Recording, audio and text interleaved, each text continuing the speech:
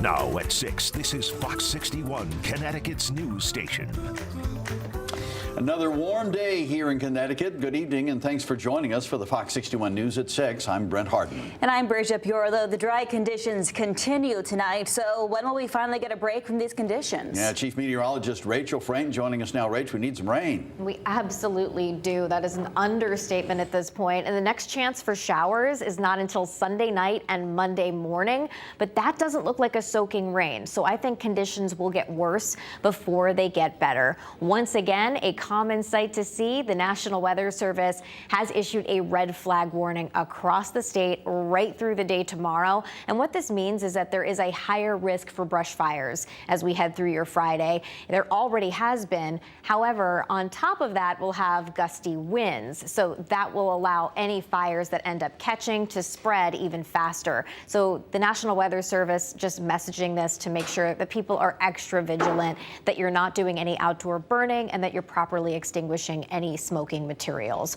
Right now, temperatures are in the 50s to right around 60 degrees. As we head through the evening tonight, by the news at 11, it'll be a bit cooler than it has been the last few nights and following mornings. We're in the upper 40s, and by daybreak, near 40, even in the upper 30s for some of our cooler spots. So a cooler start to the day. It won't catch you off guard because now you know about it. We'll see lots of sunshine. Again, we will have that breeze out there tomorrow out of the west and southwest, 5 to 15 miles an hour, but there could be some higher gusts up to 30 miles an hour. By noon, we're near 60 degrees, and we're looking at high temperatures in the mid 60s across most of the state. Heading into the weekend, it's a chilly start. We are going to talk about that much needed chance for showers. While it's not that soaking rain, we are happy to get any rain we can get at this point. We'll take a closer look. Your full forecast coming up. All right, Rachel, thank you. And with that moderate drought declaration, Norwich Public Utilities is asking customers to be water aware. Rivers and reservoirs are running lower than usual, and in Norwich, the public drinking supply level is down to about 80% capacity. Cause for concern, but NPU says no reason to panic.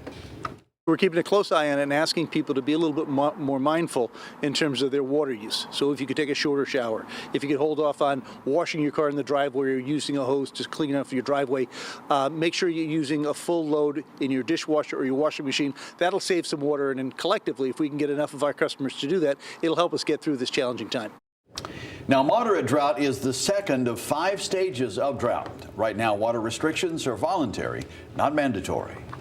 An update now on the Hawthorn fire on the Lamentation Mountain in Berlin. Officials say the fire is currently 73% contained and has spread to 127 acres.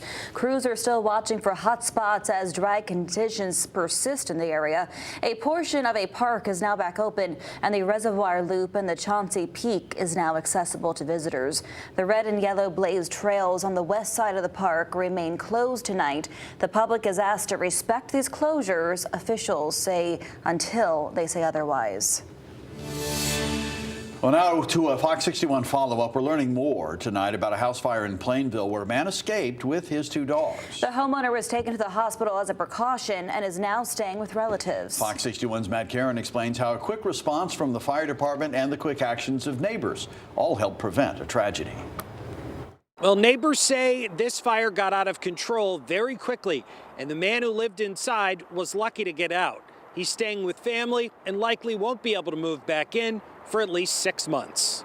Take a look, the intense flames from this home on James Place in Plainville.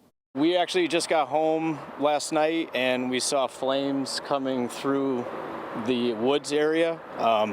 We noticed it was a large, high flame, pretty visible, so we walked down to check to make sure our neighbors were okay. Firefighters got there just after 7:30 Wednesday. On arrival, heavy fire from the bonus space above the garage. The house is heavily damaged. But those fire crews weren't the first ones on scene. Several neighborhood teens spotted the danger and ran toward it. They actually saw it. They took a couple of Snapchats, a couple of videos for us just to give us some heads up of what it looked like in advance. They ran down, knocked on the door, helped the gentleman out with one of the dogs. 2 Great Danes escaped the home along with the man who lived there. The dogs ran away. At least one of them was found. There were 2 Great Danes. One has been recovered, and as of this morning when I left the scene, there was still one in the neighborhood that we couldn't retrieve. Fox 61 observed crews boarding up the partially charred house Thursday. A restoration team was charged with securing the home from further water damage. It's still not clear what caused the fire. Neighbors told Fox 61 they're just glad the flames didn't spark a brush fire or explode a propane tank. We have an area that has a lot of leaves, as you can see on the ground, so it's one thing that the neighbors were worried about, as well as having propane on the street, too, not knowing what can happen with a fire that large. The fire marshal also told us that the man who was inside tried to extinguish the flames himself. Fire marshal says that's never a good idea. You should always just get out and call the fire department. Reporting in Plainville, Matt Caron, Fox 61, Connecticut's news station. Thank you, Matt. Crews responded to a Wallingford home for a car fire that spread to the home. It happened around 3 p.m. yesterday on Shetland Drive.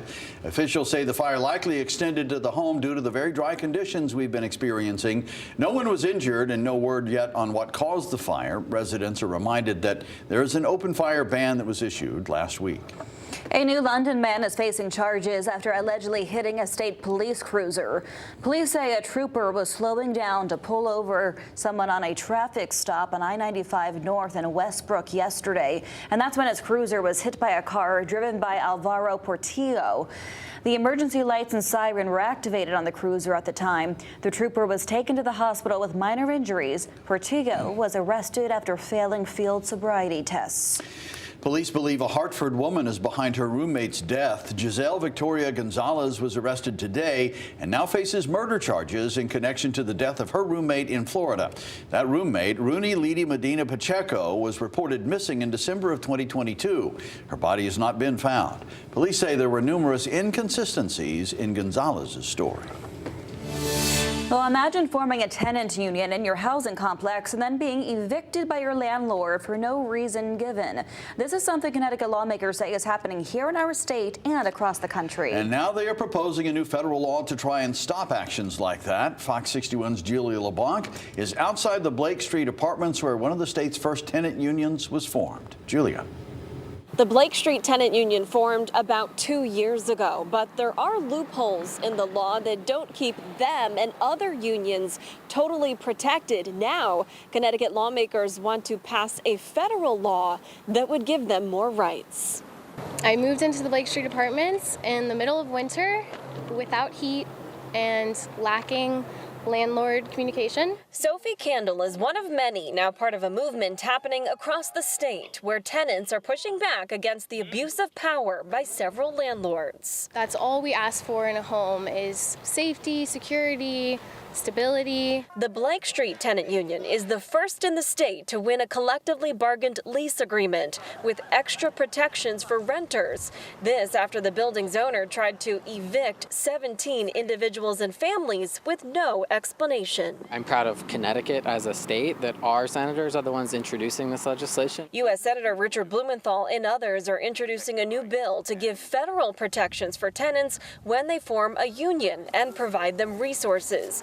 Blumenthal says the proposal targets those who live in government-supported housing. So we're talking about housing that's inhabited by Section 8 tenants. They receive a subsidy under Section 8, or any landlord that borrowed with Fannie Mae or Freddie Mac backing. Which Blumenthal says applies to a quarter of all housing across the country. What this proposal is doing is essentially bolstering the details of retaliation protections to cover more tenants, for more tenants organizations to sort of be formally recognized and have standing. Luke Melanakos Harrison with the Connecticut Tenants Union says it would also close an existing loophole in our state, where after a half a year, people lose protections against landlord retaliation. Once a tenant organization is created and is formed and is active, it is protected. There's not this kind of like 6-month cutoff after which you're just vulnerable to retaliation again. So that would be a major improvement upon existing state law. The Blake Street Tenant Union is now in the process of working with a local nonprofit to try to buy out this land so they can be their own landlords. In the meantime, Senator Richard Blumenthal tells us that he plans to take this proposal we're talking about here straight to Washington when he returns next Tuesday. We are in New Haven. Julia LeBlanc, Fox 61, Connecticut's news station.